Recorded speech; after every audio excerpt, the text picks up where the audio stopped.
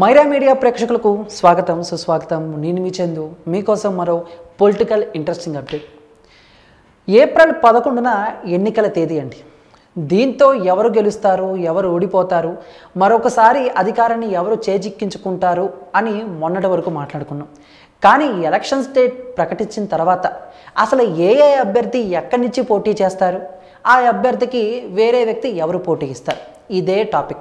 గత 2-3 రోజుల నుంచి కూడా ఇదే టాపిక్ అందులో నాంతుంది. అంతేకాదండి, మన పార్టీ అధ్యక్షులు ఎక్కడి నుంచి పోటీ చేస్తారు, ఇక ముఖ్యంగా టీడీపీ సడన్గా మినిస్టర్ అయిపోయిన చిన్నబాబు గారు, నారా లోకేష్ గారు ఎక్కడి నుంచి పోటీ చేస్తారు అనే ప్రశ్న కూడా గత కొన్నాళ్ళుగా నాంతుంది. నిన్నైతే క్లారిటీ వచ్చేసింది, ఆయన మంగళగిరి నుంచి పోటీ చేస్తారని. సో ఇప్పుడు పవర్ స్టార్ పవన్ కళ్యాణ్ గారు వంతు వచ్చింది, ఆయన ఎక్కడి నుంచి పోటీ చేస్తారు అనేది మాత్రం త్వరలో తెలియాల్సి ఉంది. సో ఇక్కడ ఇంట్రెస్టింగ్ టాపిక్ ఏంటి అని అంటే, వైసీపీకి టీడీపీకి హిందూపూర్లో గట్టి పోటీ ఉండబోతుంది. ఈసారి కూడా టీడీపీ నుంచి హిందూపూర్ అభ్యర్థిగా బాలకృష్ణ గారు బరిలో దిగుతున్నారు. అయితే సడన్గా ఎవరు ఊహించని ఒక వ్యక్తిని తీసుకొచ్చి బాలకృష్ణ గారికి పోటీగా దించారు వైసీపీ. 2014లో బాలకృష్ణ గారితో పోటీ చేసి నవీన్ నిశ్చల గారు ఆ తర్వాత కొన్నాళ్ళు వైసీపీలోనే ఇన్ఛార్జిగా కొనసాగారు. ఇంకేముంది, 2019లో ఆయనే వైసీపీ ఎమ్మెల్యే అభ్యర్థిగా ప్రకటించనున్నారు అనుకుంటున్న టైంలో సడన్గా ఇంకో పేరు వచ్చిందండి. టీడీపీ ఎమ్మెల్యే అభ్యర్థిగా చేసి ఆ తర్వాత వైసీపీలోకి జంప్ అయ్యారు అబ్దుల్ గనీ గారు. అబ్దుల్ గనీ గారు ఈసారి పోటీ చేస్తారు అని చెప్పేసి అందరూ అనుకున్నారు. కానీ ఆయన ఒక ట్విస్ట్ ఇచ్చారు. ఆయనకి ఆరోగ్యం బాగోక ఏదో నేను ఈసారి పోటీ చేయలేని చెప్పేసి భీష్మిచ్చి కూర్చున్నారు. ఇలా అని చెప్పేసి ఆయన చెప్తుంటే, లేదు దీని వెనక అసలు కథ ఉంది. నవీన్ నిశ్చల గారు అబ్దుల్ గనీ గారికి సపోర్ట్ ఇవ్వనందుకే ఆయన పోటీ నుంచి తప్పుకున్నారు అని చెప్పి ఒక వార్త అయితే వినపడుతుంది. ఇప్పుడు వీళ్ళిద్దరినీ కాదని చెప్పేసి మాజీ పోలీస్ ఆఫీసర్ మహమ్మద్ ఇక్బాల్ గారిని బరిలోకి తీసుకొచ్చే ప్రయత్నం చేస్తుందట YCP.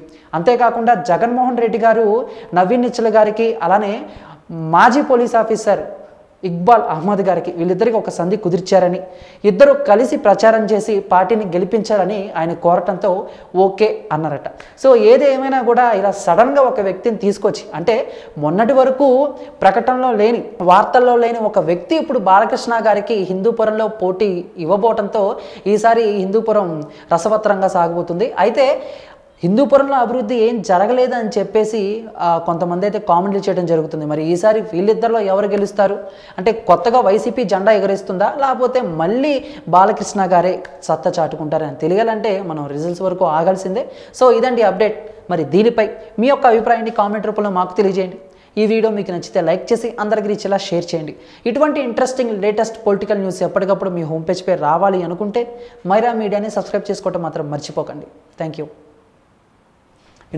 Please do subscribe Myra Media. Please subscribe Myra Media. Subscribe to Myra Media. Please like, share and subscribe to Myra Media for lot of film news, gossips and hot news. Please like, share and subscribe to Myra Media. For more interesting updates, please subscribe to Myra Media YouTube channel. For more updates, please subscribe to Myra Media. So like, share and subscribe to Myra Media.